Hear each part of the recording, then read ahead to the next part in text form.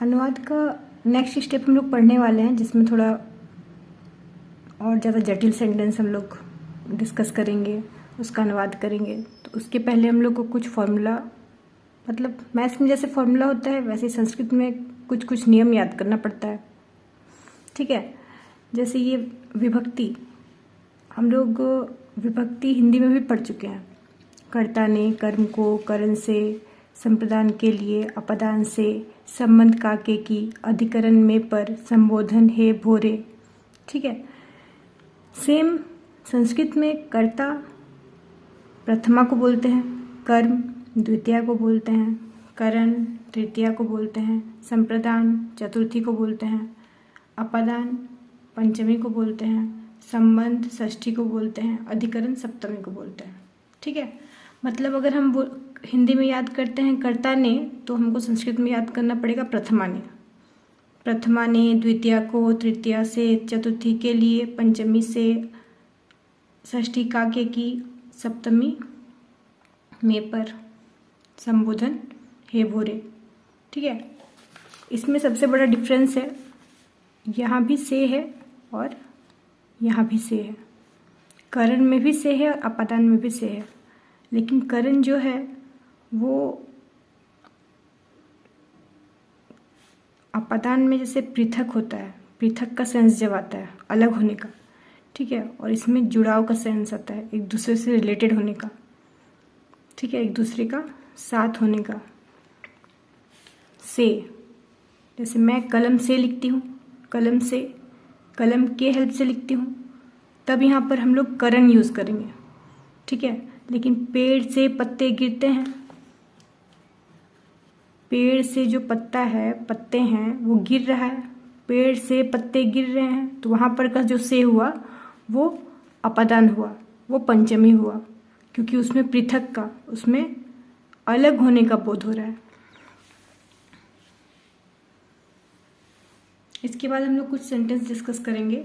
ठीक है, जिसमें हम लोग विभक्ति चिन्ह, ये जो विभक्ति चिन्ह है, सेंटेंस को पढ़ पढ़ के पता करेंगे कि वो विभक्ति चिन्ह जो है किस वर्ड में क्या आ रहा है, या फिर किस सेंटेंस में कौन सा विभक्ति चिन्ह यूज हुआ है।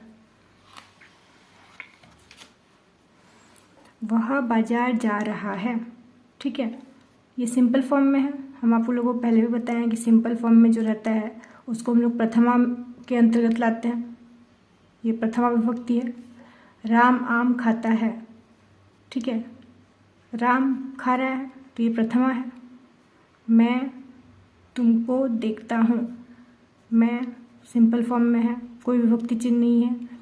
ठीक है, मतलब मैंने तुमको देखा, लाइक इसका हिडन मीनिंग है, तो ने इसके साथ जुड़ा। राम आम खाता है, हिडन यहाँ पर ने है। ठीक है, कि जो राम को खाने का काम किया उसने, आम को खाने का काम किसने किया? राम ने। राम ने, तो ने छुपा हुआ है। वह बाजार जा रहा है। ठीक है, तो कर्ता का चिन्ह क्या होता है? ने। इसके अलावा हम लोग लिख सकते हैं उसने खाना खाया, तो ये हो गया कर्ता।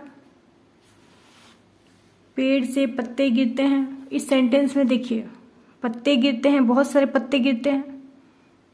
ठीक है, तो ये हो गया कर्ता।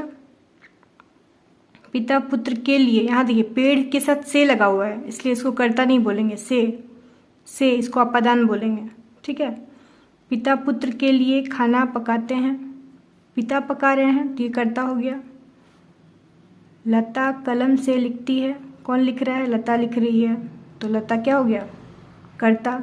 दादाजी का घर सुंदर है, दादाजी का घर, का है यहाँ पर, ये यहाँ पर कर्ता नहीं होगा।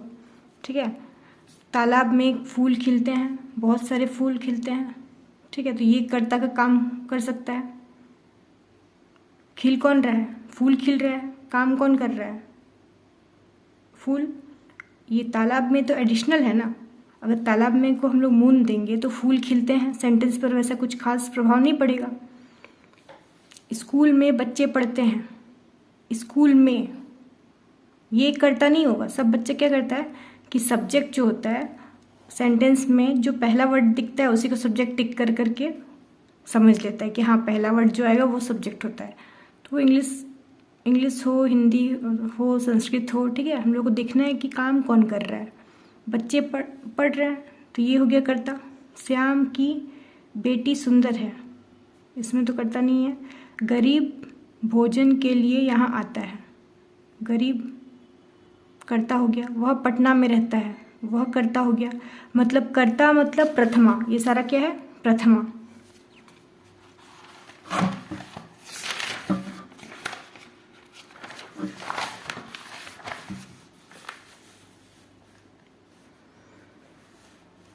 इसके अलावा और भी कुछ एग्जाम्पल्स हैं, आप लोग इसमें खुद का थोड़ा दिमाग यूज़ कर सकते हैं, थोड़ा अपने दिमाग को एक्सरसाइज करवा सकते हैं सोच सोच के कि आखिर किस में कर्ता है, किस में कर्म है, किस में करण है। मतलब प्रथमा, द्वितीया, तृतीया, चतुर्थी, पंचमी, षष्ठी, सप्तमी। इसके नेक्स्ट वीडियो में हम लोग डिस्कस करेंगे जब आप लोग को ये सारे विभक्ति चिन्ह याद हो जाएंगे, ठीक है। और उसके बाद आप लोग को शब्द का यूज़ बताएंगे कि शब्द का यूज़ हम लोग कैसे करते हैं, ठीक है। शब्द में आप लोग देखते होंगे प्रथमा, द्वितीय, तृतीय, चतुर्थी, पंचमी, षष्ठी, सप्तमी संबोधन लिखा हुआ रहता है। उसका एक्चुअल मीनिंग क्या होता है, ठीक है।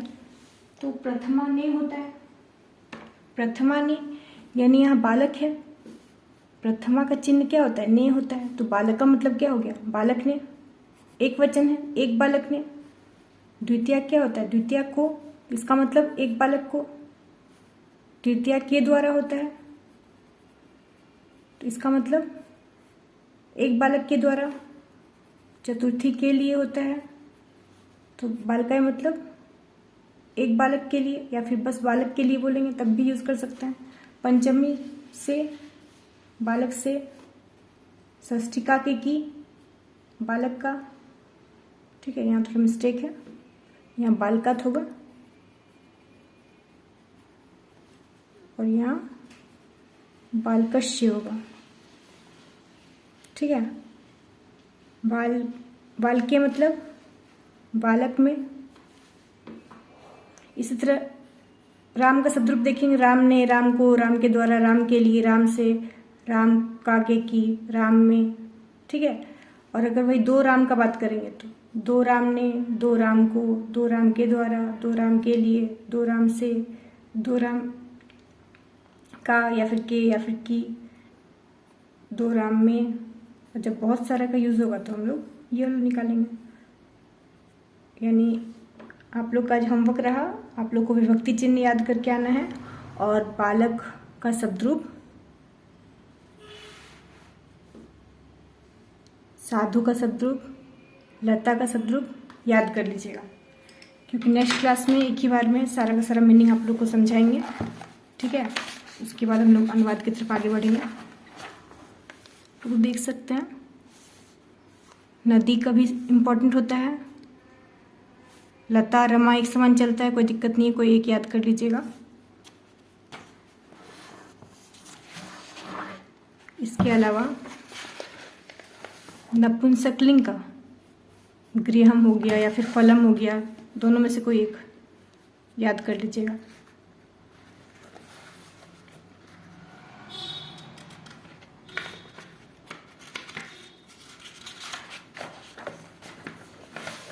संस्कृत में एक टॉपिक आता है ना, प्रश्न निर्माण, ठीक है। देखिए कीम का शब्द रूप से, कीम का शब्द रूप से आपका प्रश्न निर्माण क्लियर हो जाएगा, ये भी याद कर लीजिएगा। स्क्रीनशॉट लेना है तो ले सकते हैं। अश्मद, युष्मद भी याद करना होगा, ठीक है। ये दोनों भी इम्पोर्टेंट है।